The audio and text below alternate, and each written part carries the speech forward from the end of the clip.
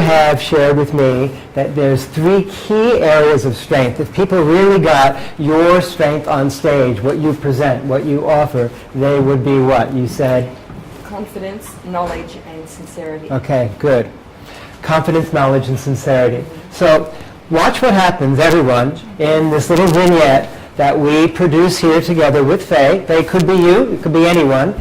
Take a look at your own 3 key words. If you could look inside now for a moment and check what would be the 3 key strengths that people will get out of your presentation, out of your presence, even before you open your mouth. If they could get this, they could get your meaning, your message so much more clearly.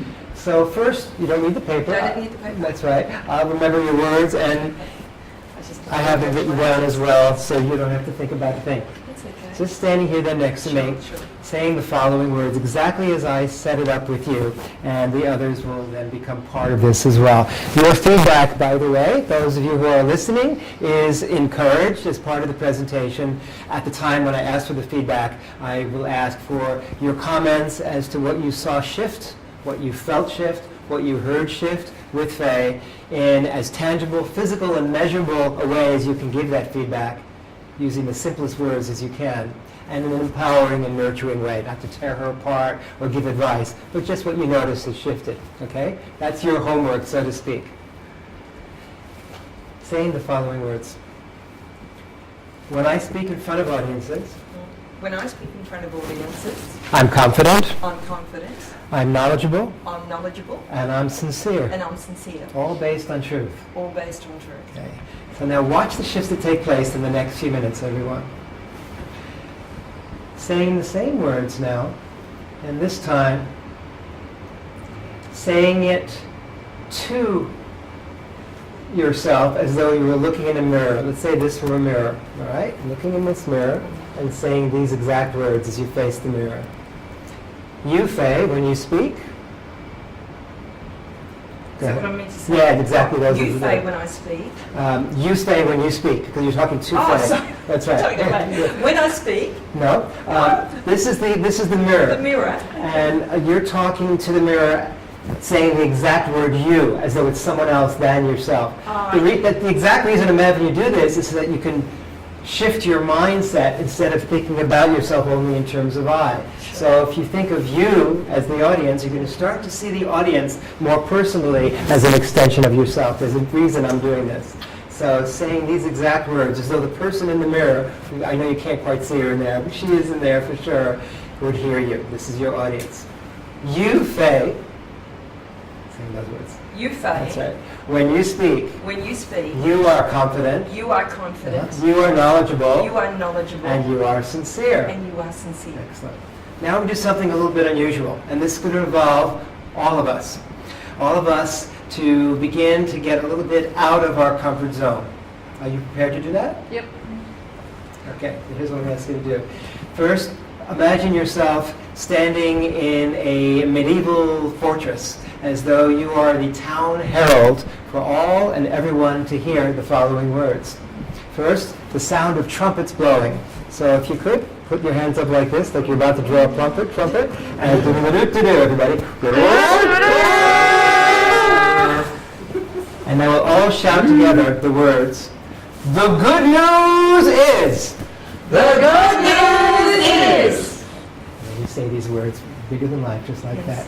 She, Faye, she's confident. Is confident. She's knowledgeable. She is knowledgeable. And she's sincere. And she is sincere. Right. See what happens when we get out of our comfort zone? We love it. We love it when we feel safe to do that. Now we're going to do something slightly different. What do you want me? Using the word I, whispering the same words. What happens when we minimize the actual volume of sound? Watch. When I speak, I'm confident. I'm knowledgeable. And I'm sincere. Notice how there was a lot more animation in the face that time. When we lower the volume of the sound and the words, something else gets stronger. What we want to do now knowing that the 3 V's of communication, the verbal words, the vocal sounds, and the visual gestures are all the 3 pillars that hold up the temple of communication. What we want to bring out even more with you, Faye, is what? We've got the verbal, we've got the vocal, but there hasn't been that much of the visual yet. Exactly, what Monica's doing with her hands. More gestures, so that what you say matches the way you say it. So now what we're going to do is have you say the words with gestures that match the feeling. So if we saw you walking on the street going like this, we would recognize the same words without having to hear a thing. So, no sound this time. 3 gestures. I'll say the words, and you make 3 gestures, and watch what happens in the body language. Ready? When I speak, I'm confident, I'm knowledgeable, and I'm sincere. Good. Now we have you put the 2 together. This time, having you have the gestures, have the sounds, have the words, but this time doing it in gibberish. So it doesn't have to sound like words, but just the intention behind the words. Why am I asking you to do this? Because we take ourselves too seriously, and by so many means, we present the words often in such a way that we're locked up within them. So here, just the essence of the feeling underneath the sound of the intention when you say, I'm confident. It may look like something like this, for example. I'm knowledgeable, and I'm sincere. Whatever, your version of that, not mine. I love it. Whatever it is for you. It's not like we want to lock this in, but we want to bring you out. This is all the means of freeing yourself as a speaker. So gibberish words, but with gestures that match the actual intention behind the sound. Ready? I'm confident, I'm knowledgeable, I'm sincere. Ready? Go. Ikarayata ko. This is babayada. Was sarabalibriyata. You understood that, right? And you, with your understanding of Pidgin, you'd understand it in many more ways than a lot of us here. That's great. So now we take this even further. Ready? You're getting, you can see she's kind of getting unfurled. You ready to sing it? Oh, no, definitely not. Doesn't have to sound like a great Broadway musical or Not a anything. part. However, it can be something like, when I speak, I'm confident, I'm knowledgeable, and I'm sincere. So it's too fast. Yeah, do it in your own way. Ready? Go. When I speak, I am confident. When I'm I'm knowledgeable, Just do the beginning. I'm confident, knowledgeable, and sincere. Ready? Go. I'm very confident, I'm very knowledgeable, and I'm very sincere. Okay, beautiful. Now, we've done all these different ways.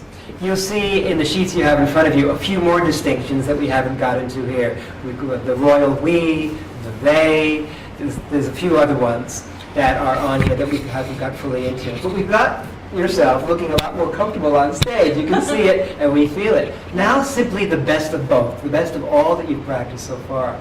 And at this point, it's your time, all of you, to notice the shifts that take place when without any effort, without trying to do it one way or trying to do it another way, you simply say and notice with everything you've learned so far today, basically saying to us the words just as you would say it in first person, using your hands as well as your voice and the words themselves. When I speak, go ahead. I'm knowledgeable. I'm knowledgeable, and I'm very confident, and I'm very sincere. What did you notice that shifted this last time? Monica? Well, number one, gestures are up, and there's a lot more animation on the face, That's right. and there was a lot more confidence, and she stepped up. And you stepped forward towards us. That's that excellent. earnestness. There's so many subliminal messages here. As speakers, one of the more powerful things that I've noticed I've been able to convey to speakers is what you just did naturally. When a speaker, instead of pulling backwards or being frozen still or not being able to be still at all, moves forward to the audience in a gesture of welcoming, there's often then a subliminal message that takes place. If you can say this out loud and the rest of us together, you may notice, each one of you, that this actually empowers your ability to connect more powerfully with the audience. The words being, say this after me, As I approach my audience, As I approach my audience. my audience approaches me. My audience approaches me. Very simple to say. But when you see that and you step forward, it sets up a closer engagement. That's what we're doing, is delivering a more of an appropriate, intimate rapport with the audience. So very well done. Before you sit down, you're not finished yet. I always finish these little vignettes with what happened here that you can remember. What are you going to remember the most from all these different things you did? You spoke it, you whispered it. You did it in gibberish, you did it in mime, and you sang it. Of those 5 different ways, and of anything that you feel you've shifted here, you feel different a tiny bit? I do. I think that I owned it. That's right. And what exactly? And your voice went down into a feeling of trusting your authority from the depth of your spine. What did you notice shifted so you can return to these moments whenever you present in front of future audiences? I think it was all good. I enjoyed all of it. And if you go back into your memory, I'll always remember this. What would that be? Being confident to even speak out in gibberish, that I'm The gibberish willing one. to step out of my own comfort zone. I think that was the big shift for you when you did the gibberish one. Yeah. Because then you knew it was silly on one hand, but there was something very well intentioned on the other hand. So when you go back to practicing this, and I recommend just before going on stage that you look at those 3 words, and perhaps in the bathroom say it gibberish once, you know, and you'll find you're so much more able to connect with the audience. Let's give Faye a big hand. Thank you. Well done. Well done. Now let's do that with everyone. Let's do that with you in a way that allows you, come up standing with me wherever you are in front of your chair, and let's take the simple words that are on the top of that sheet where it says, it's easy for me to reach you with my message, and have you practice in a similar way that allows you, you don't have to think about anything, I'll lead the way, allows you to more fully embody whatever it is you have to say. Are you ready for this? Yes? Is that a yes? The silent yes, I can tell. So simply saying as you relax your body, relax your knees, I'm so sensitive with the body language here, really feeling comfortable so you're in a kind of a bouncy, comfortable place. There we are. Now, simply saying these words without making anything right or wrong, nothing to be concerned about doing the right way. Simply saying the words, it's easy for me to reach you with my message. It's easy for me to reach you with my message. Right. Now, whispering the words, it's easy for me.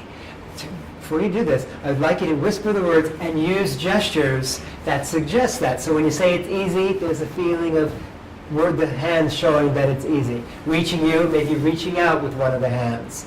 And with my message, it may be something personal, the message coming from your heart, or from your mind, or from your guts. So your hands match what you're saying with your words. Feel how much more you're able to connect with people when you whisper, it's easy for me to reach you with my message. Good. Feel how we're developing greater distinctions as to how to use the body as the chief instrument of communication. Before you whispered, before you spoke, but putting the 2 together with clearer body language does what? It creates more engagement, doesn't it? More rapport. People who are more the people who are visual learners will see your message, and that way you reach more people. Now, let us do the gibberish one, because you led us so well with that. We've got to give it a try, each one of us.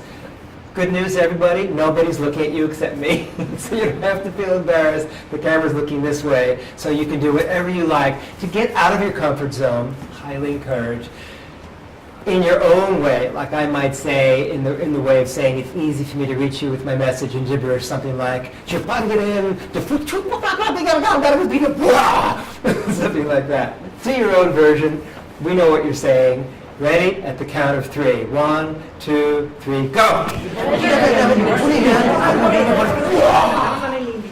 Well done. No critics in the house. Only the one that's in the back seat of your memory. Now, we'll do the good news one, because it's so much fun to do. It brings you to a larger than life. If you're used to being smaller than you'd like to be, this is the one which is the heralding. That's right. Good at this time of the year. Da, da, da, da, da, da, da, da. It is your turn now to bugle your bugles. Ready? It's in third person singular. The good news is, the good news knows is. And then say he if you're a he, or she if you're she, and then your first name. It's easy for them to reach you with their message. Ready? The good news is, it's easy for, say your name out, to reach you with his message. Now, simply saying it, without any of the exaggeration or minimization, without trying to be a certain way or not trying a certain way, notice how from this simple exercise of getting outside of what you're used to doing, it simply comes out in a way that feels more connected. Ready? Go ahead. It's easy for me to reach you with my message. Have a seat, everyone. This time, since you were in your own audience chair that time and no one was watching you, comments from any one of you as to what you noticed shifted from your practicing that exercise that allowed you to feel more connected to your message, to your messaging, to your ability to connect. Anyone, what did you notice? Someone shouted. When you shouted, what happened? I just felt like a freeing up. Something freed up in you. Right, right. Because in the times that I've known you as well, there has been somewhat of a, shall we say, an underplayed aspect of your persona. And to see you speaking up, the shouting allowed you to have a greater, stronger presence. And that was very powerful. Good practice. Who else? What else? That's fine. Let's move on.